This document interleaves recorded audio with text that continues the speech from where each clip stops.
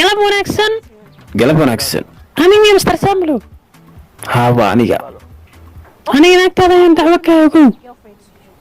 oo naagteeda maxay ka samaysay markay dacwo ka aad maxaa aniga naagtaada niyo dacwo ka ahay saaxiibkayga la baxsatay marka hore waxay rabtay saaxiibkayga inay apolood saasay kaga soo dacwado. qofiya waa ila kaftamaysaa waa ila kaftamaysaa balse aniga waxaan eegay qoftii inaan aaminsanahay waxaasna aysan jirin marnaba.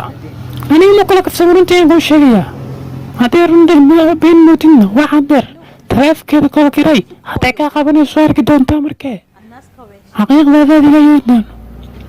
okay haddaan wacaya qofta caadi maaha be horeada ku day taleefka lagu dhigaysanaya adiga in badan waadna sugaysaa natiijo daradaada. qoftan waxaa waa labadan beri weji kale ila soo baxday goodhe yaa caadi maaha halkaa ka timid adiga